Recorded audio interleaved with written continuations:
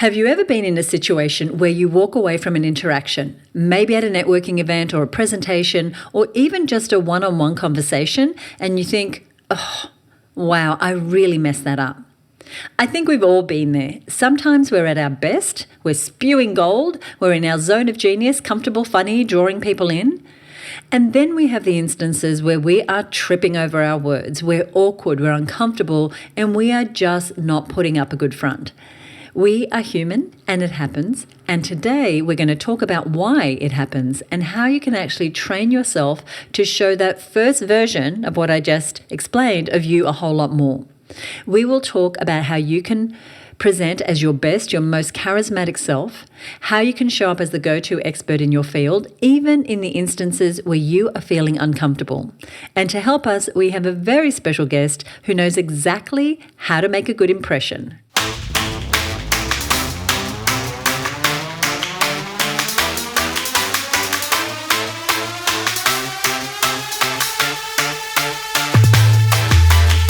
Hello, and welcome to another episode of the Her Business Podcast. I'm Susie, I'm the CEO at Her Business, and I am your host. And today we're talking about how you can show up as the go-to expert in your field. Now, this is a problem that I hear so many women business owners are having. You know your stuff, you're confident in what you offer, you feel like you have a mountain of knowledge that's just waiting to be shared, but you feel like a best-kept secret. But you want to be the go-to person in your field. You want to be known as the expert because you can provide great products, services, and information. But for some reason, you're having a hard time positioning yourself in this light.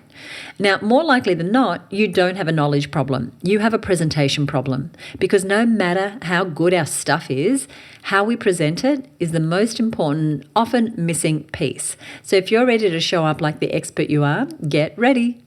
Now, this is such a common roadblock so that I thought we would bring on Leesa Shannon of Calm & Line Consulting to help out. Now, Leesa is a sought-after presentation and communication consultant. She's known for helping leaders, speakers, and business owners transform how they show up, both on stage and, as is more common, in everyday conversations. Now, she has a background in psychology and communication, which will become very clear as we start to talk, and she's worked with high-level clients to help them express themselves with confidence and with clarity, while all the time being really authentic to who they are. And in this episode, we're going to go far beyond the surface level confidence tips you usually hear and get into how you can really connect with your audience and become the most magnetic version of yourself. Okay, well, I can't wait any longer, so let's welcome Leesa to the show.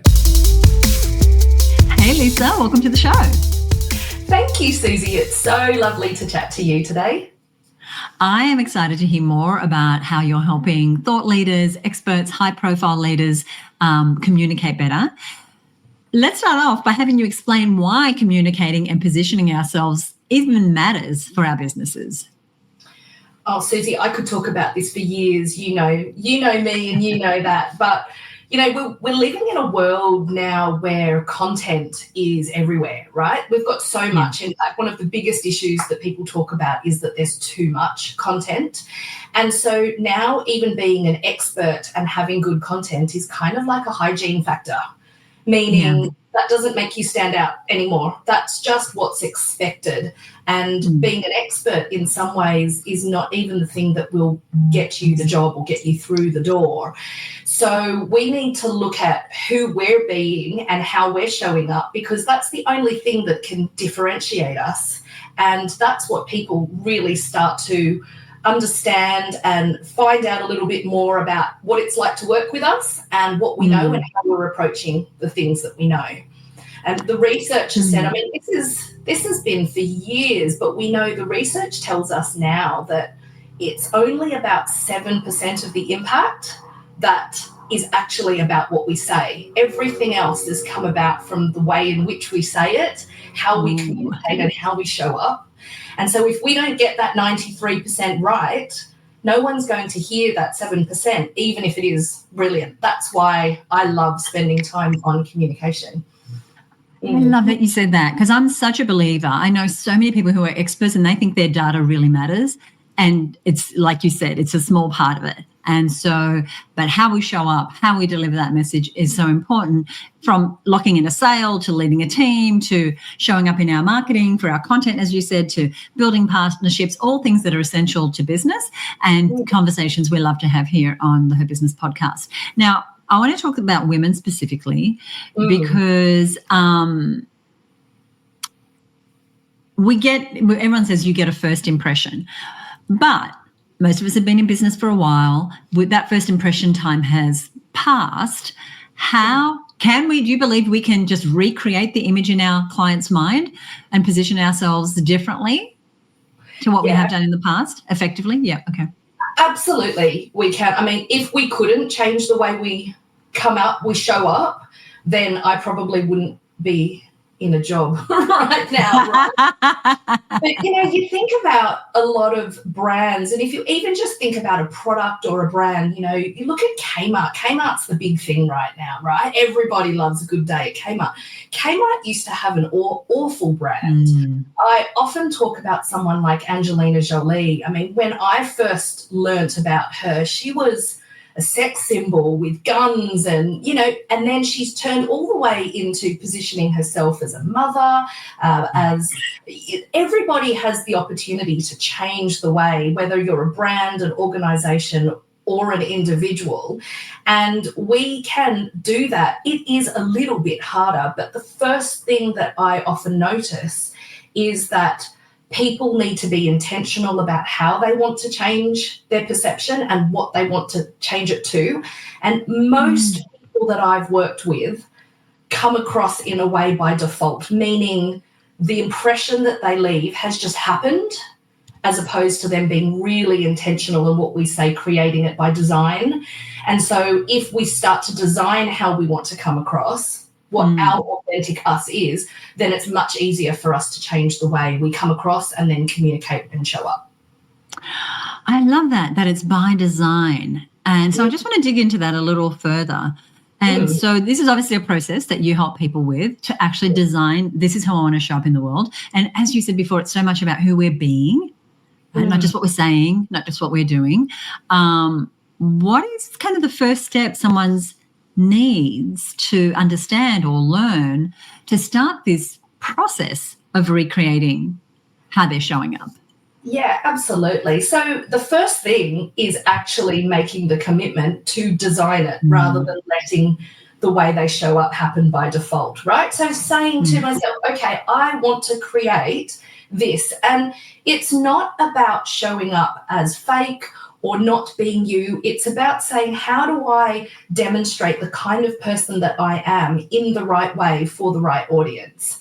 And starting to think about what parts of me do I really want to demonstrate as my strengths, to hone in on, to be more specific about, and think about what that might look like and what that might sound like. Now, most of us will show up like that in situations where we're really comfortable. And it doesn't need to be business. It's whether it's with your best friend or your partner or your parent, or maybe it's with your ideal client that you show up like that. And then in instances where we are less comfortable, or those conversations that just feel hard and you don't know why, we often show up by default as something else in those instances. But that's when we actually need it the most. So we start to work with people around really articulating what great looks like for them, whether it's with their best friend or something new. And then how do we create that same style in the instances and the times where it matters the most and where they really want to show up like that even more. And a lot of the time it's by being intentional, it's about articulating it and then starting to let the body language follow as well. That's so interesting. If I think about myself, I have just since the pandemic, really, I used to have a live events business, as you might know, for 13 years. So I was always doing things in person. And even with this organization, we used to run monthly events with canapes. Anyway, a lot of things have changed and a lot of what I do is online. And I'm perfectly comfortable here talking to you right now on a podcast, running a webinar. But I notice that when I find myself in live presentations or even in live networking or, business events, I lose a little bit of my ability to just show up the best way I can. It just throws me a little bit. What do you think that is? Well, first of all, we know that what we believe and what we feel changes the way we come across, right? So it happens in our body language. And I know you've spoken about imposter syndrome, but there's all of these thoughts in our minds that really change the way in which our body just involuntarily sometimes shows up. And depending on whether you love it, you hate it, what you believe about yourself, the situation or the people around you, that's going to change how you behave in those situations. The funny thing is that there's this wonderful thing called the cybernetic loop. We don't need to remember that, but that means that our mind and body are so connected, they can't work separately. So when you feel uncomfortable, it comes across in your body language. But what happens then is when your body language shows discomfort, it's like it's sending a message back to your brain saying, I'm meant to be uncomfortable right now. So it reinforces that thought that you're uncomfortable, and then you end up in this vicious cycle of discomfort. And you spiral, exactly right. You start to spiral down potentially. The wonderful thing, though, is that we can actually shift that to spiral up if we need to by using our body language in exactly the same way. I love this conversation. This is the stuff I really love to talk about, is like that mind-body connection, really working with our thoughts. Now, you've worked a lot with a lot of high-profile leaders here in Australia. What are some of the common shifts that they have had to make in the way they communicate in order to walk confidently into those rooms and to stay in their power? So, let's just talk about this mind-body connection for a minute, and I'll use you as an example. I mean, I've heard you talk about how much you love a good workout, you love getting sweaty in the morning, you love going for a great run. What that's doing is it's telling your body how much you're alive, and that starts to tell your mind that you feel the same thing. You know how amazing you feel after, even if you're physically exhausted. And so we will often work with leaders, and they will start to recognize what tells their mind that they're alive too, just by their body. Because it's much easier for me to work with a individual and say, I'd like you to do 5-star jumps. I don't actually tell them to do that, but it's much easier to get them to do that than it is to say, just come across confidently. Does that make sense? Yes. Because we're going to change the way that our body moves, and that will then change the way they think, and it will start this upward spiral. It's not just 5-star jumps that will make them confident, but it starts the spiral going upwards instead of the spiral going downwards. Once they do that, I often will get them thinking about a mantra that will change their belief and their thought process. So you, in this networking example that you give, one of the things that I will always say, and I tend to say it more with women because of the nature of why they come, and that mantra is as simple as saying, I have the right to be here. And saying to themselves, like, what is it that gives me the right to be here? Is it because I'm an expert? Is it because I deserve to meet these people? Is it because people have something that they want to hear? Is it because I've got the experience? Whatever it is, but we're getting them to believe they have the right to be here and what that is. And once they start to do that, they have so much more clarity to start to shape their message and the way in which they communicate and the way in which they want to show up. I remember listening. And I think that's powerful. Sorry, go ahead. I was just going to say, I remember listening to an interview with Brené Brown, who's someone I love watching. Yes. And in the green room just before her TED Talk, which has, millions of viewers now, she said, I didn't understand why I had to be there. I had to change my mindset about why I deserve to be there. And so talking about high-profile leaders and individuals, they have the same shift that they need to make as well before they go into communicate. I love that. And I did have a thought come in, and now it's gone straight back out again. So I'm going to move on to the next question. And that is a comment that we see in our community, and I see it with thousands of women that I've worked with over the years, is that we want to show up and we want to be powerful and we want to ask for the sale, but we don't want to be seen as salesy or pushy or too much. how do you work with people who have that going on to shift their communication so that it feels natural to ask for the sale, to drive leads, to grow a business? Yeah, it's such a great question. And again, it does come back to a first level of mindset. But I will often say, if I was trying to sell you a product, and you know this from a marketing perspective, Susie, if I was trying to sell you a product that you didn't want, that's going to feel salesy and pushy to me, particularly if I like you, right? If I was about to give you the numbers that will win tomorrow's Powerball, I would have no problem. I bet the way that I showed up is going to be very different to if I'm trying to sell you a product that I know you don't need. Yeah. And so we need to shift the thinking to go, what is it about this thing that I'm trying to, in inverted commas, sell, whether it's an idea, an insight, a service, an actual physical product? What is it about this thing that I'm trying to sell that I can believe is something you need or is going to be as important or as valuable as, metaphorically, the Powerball numbers for tomorrow? So when I start to look at it from that perspective, first of all, that's calming me, right? That's getting me into a state of really being able to say, it's actually my duty. I'm actually doing a favor for you by giving you this rather than the other way around. The second thing, and I'll give you three, the second thing that I will often get people to think about is to stop thinking that everything is around how much information we can give them. We call this the spray and pray approach. Which is I love that. Spray everything, and I pray that one of them is something that you'll like. This is why, this is what's good, this is a great color, this is a great price.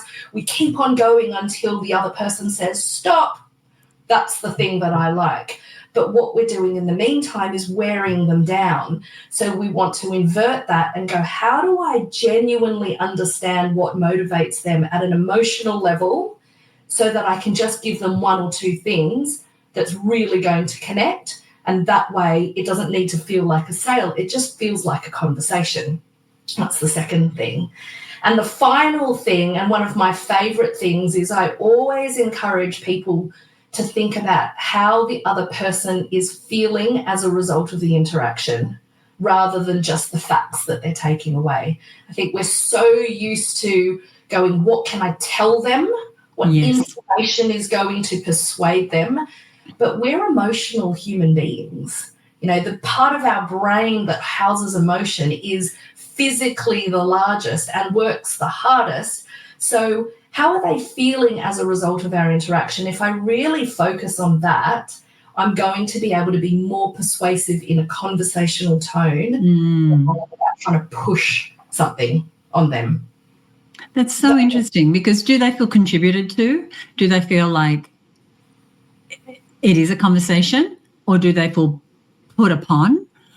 Do they feel less than? Absolutely. Yeah, really, really fascinating. My 7-year-old brought home her science book the other day, and they're doing this thing about what does it mean to push and pull? And we talk a lot about push and pull in communications, and you never really think about the actual definitions until a 7-year-old asks you what it means, right? And so I remember seeing it. It said push. When you push something, it gets further away from you. When you pull, it comes closer. Well, of course it does. I know that, but I'd never thought it. When you think about pushing information to people, even though we're giving them information, the likelihood is that you're pushing them as a relationship further away rather than pulling them in. So if we're spraying and praying, we have to consider what that's doing to our relationship. And that's often why people feel like salesy, that typical salesy feeling is pushing.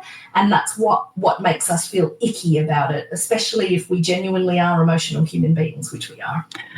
That is a great perspective, and I love that it was brought to light by a 7-year-old. That is just genius.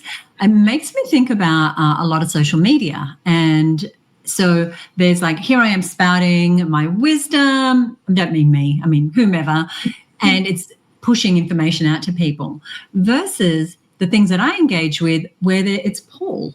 there's an invitation into a conversation. There's an invitation into having a thought, rather than it be about, even if it's not buy my thing, it's still that push kind of energy.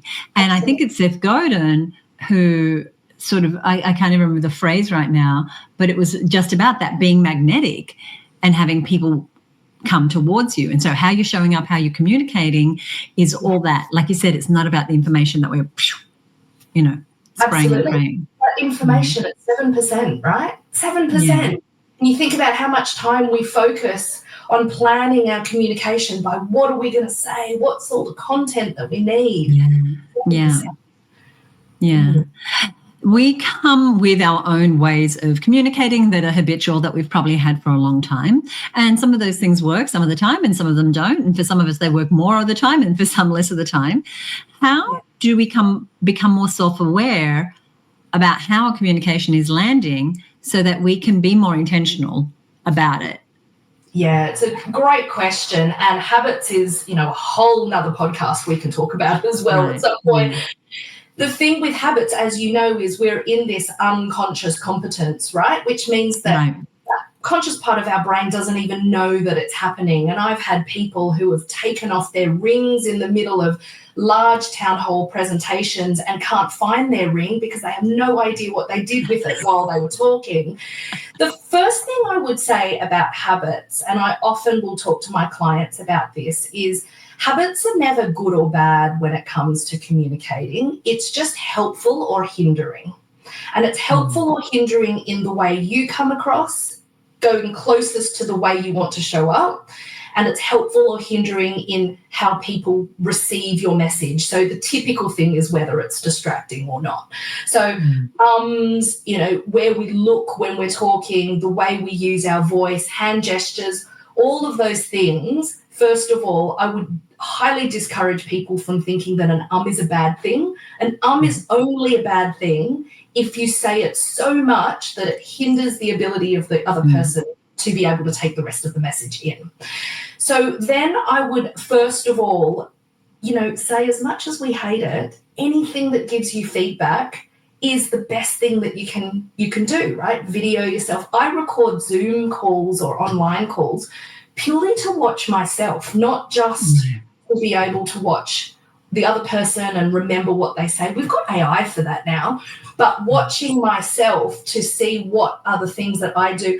And I also look at what I do when I'm, again, at my best. So those really comfortable situations and when I need it the most. Then I start to compare. So it's not, I said so many times at that networking event, but it's how does that show up differently to when I'm in my most comfortable. So when you're hosting your mastermind, as an example, Susie, and then looking at which is the habit that I don't like. Because if you do it when you're at your best, keep it, I say, because that's you at your best. And that's where we get that real authenticity that everybody's craving right now. Yeah, I'm going to say something that might be a little odd, but you were there at the last mastermind, and so you'll probably appreciate what I'm about to say. I'm at my best when I have fully prepared what I want to communicate, and I've done the slides and I've got the notes and I've done a run through. And then at the time, I let myself, I'm going to say, this is the odd bit, I'm going to say like I'm channeling. I just let the communication sort of come through me. And I don't mean that in a woo-woo way, but that's kind of me at my best. So good. And you were at your best. You were on fire when I saw you the last time, Susie. But this is really common because what preparation does, not only does it give us the opportunity to iron out the gremlins, to say things out loud and make sure that we know how to do it, it gives us a level of confidence and certainty. Right. That's actually what it's building, right? It's not just so that you know how to pronounce the words and timing how long it takes. When we feel prepared, we feel more confident. When we feel more confident, our brain works better. When our brain works better, we have the ability to be more open to what's happening in the room. And then we're able to switch the way that we communicate rather to be focusing on what I'm saying to what everyone else is hearing. And that's, I think, what you mean by channeling. You're there, present in the room. Yes. You can't do that without a level of confidence, which for most people comes from a level of preparation. And so I remember my coach always said to me, everybody practices and prepares. It's just a shame some of us do it in the room. That's a good point, right? That's like winging it is not a strategy that I've seen work successfully, but, each to their own, whatever. Now, you're obviously working with people who want to be known as the go-to expert in their field, in their industry.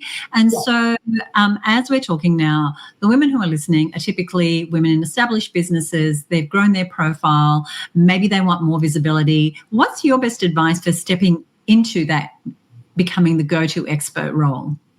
Yeah, and I would say the absolute first and most important thing that I would say is it's very rarely because of a lack of content. And the sooner that we recognise that experts aren't only experts because they have every piece of information, it's because of the way they show up. As soon as we can flip that switch and recognise that, we open this whole new world of opportunity to be that expert. That's the first thing that I would say, because I just see so many people who want to be the expert. So they study more, they get more content, they research more, they put more out.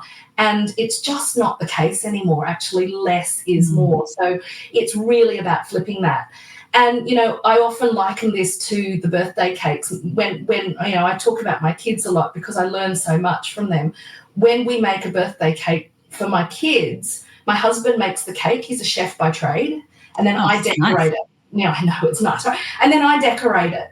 But no one knows how amazing the cake is unless I decorate it and it looks like something they want to eat. So I've actually got the hard job because you go to a restaurant, Susie, the restaurants that I've had dinner with you, if the food has got sauce slapped everywhere and it looks messy, you already think that it's not going to taste good. Right. And that's exactly what happens from the perception that other people have as an expert. So it's start to focus on that perception, that 93%, because the better we get that metaphorical icing, it's not that we just want to show up beautifully, but the better the icing is, the more likely people are to eat the cake. And not only that, the more likely they are to actually listen, trust, and digest the information that you have to say.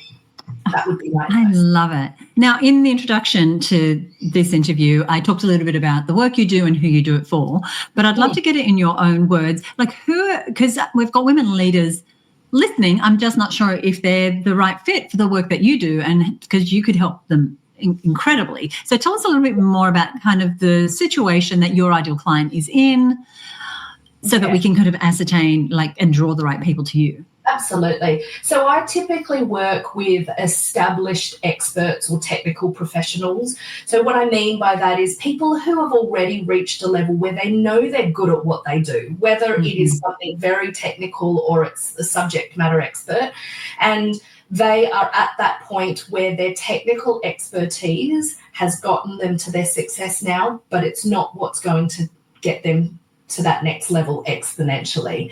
And so I want to work with those people who have got brilliant ideas, insights, and expertise, but really want to be able to show up as the expert that they are and want to be able to connect with more people through the way they communicate and through the way that they can position what they do. That's typically the people. And I want to clarify, when you say technical expertise, you're not talking about technology. No, I'm talking about subject matter experts. So, I work with engineers or even marketing people, lawyers, people who have a level of expertise in their profession, and they really want to be able to utilise that. But because they've been in that world of being great at it, not everyone else is. So they recognise that communication and the way that they connect with their audiences, whether that be their clients or their business partners, for instance, the way that they connect and communicate is what's going to get them to the next level. So I'll work around their communication and relationship approach there. So if you're a thought leader, you're an expert in your craft, you're really, really good at what you do, but perhaps that's not translating into the impact that you want to have or the sales that you want to see, then definitely check out the show notes for this episode. If you're one of our members and you're watching the video recording, check below because we'll have Leesa's details so that you can touch base with her. And a little later, I'm going to tell you about a freebie that Leesa has available for us as well. The question I like to finish up our interviews with is, as you know, our tagline at Her Business is do what you love every day. What does a day in Leesa's life look like in her business when she's doing what she loves? Oh, well, Susie, you know that I'm one of those people that tries to jam-pack every minute in, right? But I'm learning through you and through a few people that that's not always the way. And so I like to start my morning really slow in my own little miracle morning routine where I'll read a book, I'll have a little bit of silence, and I'll make a great coffee. And I'll probably try and listen at some point to a podcast around neuropsychology. I get a little bit geeked out by listening to something like that, like the Huberman Lab or something cool. If I'm not, of course, listening to this. And what I will spend most of my day doing is working with my clients around refining their messages and looking at how we can help them to show up and create different approaches to the way that they show up and communicate their messages so that the world can see their brilliance. And whether I work with them one-on-one or I work with them in groups, I just love getting in and hearing what they're doing and helping them to be able to shine a spotlight on the brilliance. There's so much brilliance out there, and it's just a shame that communication stops us seeing all of it. Yeah. Well, thank you for sharing your brilliance. I'm just sort of tapping.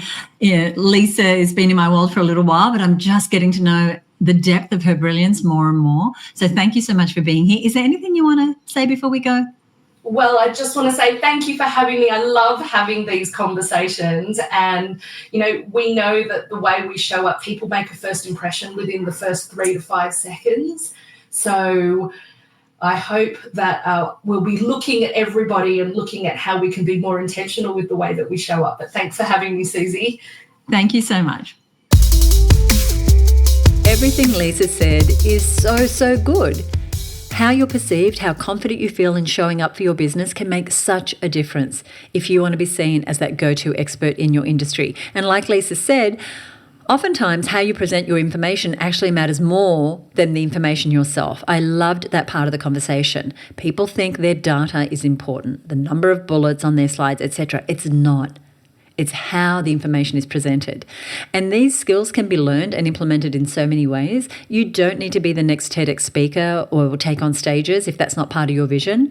But these are skills that pay off in so many places, in conversations with your clients, in your marketing, in your next workshop, in your social media presence, or even just in your personal life. I know that this was something I personally had to learn as speaking publicly has become a large part of my business model. And I'll be honest, sometimes it can be frustrating that being great at what you do isn't just enough to be the go-to expert, that presenting what we do is really key to finding that success. But what I do know is this: confidence and communication skills are 100% learnable because I've learned them myself over the years, whether it's for hosting webinars or running in-person retreats or speaking at events. You do not have to be a natural-born speaker. You do not need to be an extrovert. I'm certainly not one. You just have to be willing to learn these skills and let the real you, the best version of you that Leesa was talking about, really come through. And that's when people will start to listen. Now, down in the show notes of this episode, over on our website, you'll find Leesa's free planning sheet that is going to help you communicate like the expert that you are. There'll be a link to that over at herbusiness.com/305. And it includes the 6 key steps that Leesa has used with high-profile individuals, with business leaders and thought experts to challenge their communication styles and have them appear as the industry's go-to experts. And when you download the planning sheet, I would love to know that you've done that and what you learnt about yourself. Now, I'm also going to give you details for Leesa because, of course, this is the sort of work that she does. So if you're a leader, a communicator, you really want to up your game, you definitely want to get in touch with her and look at the services that she has that might be suitable for you. And if you want to join Leesa and other women business owners inside the Her Business Network, I want to let you know that you can join the waitlist over at herbusinessnetwork.com, and we'll let you know when places become available. Now, we love it when we get a rating or a review for this show. Just so you know, if you don't have a podcast, know that the ratings and reviews, they're the lifeblood of the podcast. They're how new people find out the podcast. It takes just a few seconds to leave a rating or a review, but it means so much to us and to the success of this program. So I want to shout out Mina Sedgman from Mina Sedgman Consulting. She is an Airbnb coach and she helps new hosts enter this short-term rental market. And she provides a free host link to help first-time hosts and offers guidance to maximize their income from their Airbnb properties. So she said this. She listened to the episode with Natasha Butler, which was all about marketing. And she said, "Great, Natasha Butler. Loved your tagline to boost marketing services. You can't sell a secret," which is the tagline that Natasha used on the podcast. Thank you for sharing your no-cost marketing tips. So that episode was all about how to market your business for free. So we'll put a link to that episode, which was episode 292, inside of the show notes. And once again, you'll find the show notes at herbusiness.com/305. Over on that page, you can also subscribe to get a weekly email every time a new episode comes out. If you are new to the show, be sure to hit follow or subscribe wherever you are listening. And once again, thank you to today's guest, Leesa Shannon of Carmen Line, and you will find all her details over on our show notes page. If you enjoyed this episode, do let us know. Leave us a review or DM me over at Instagram. You will find us at @herbusiness on Instagram, and join us in the next episode for more inspiring stories and lessons from successful women entrepreneurs. I'll see you next week right here on the Her Business Podcast. Bye for now.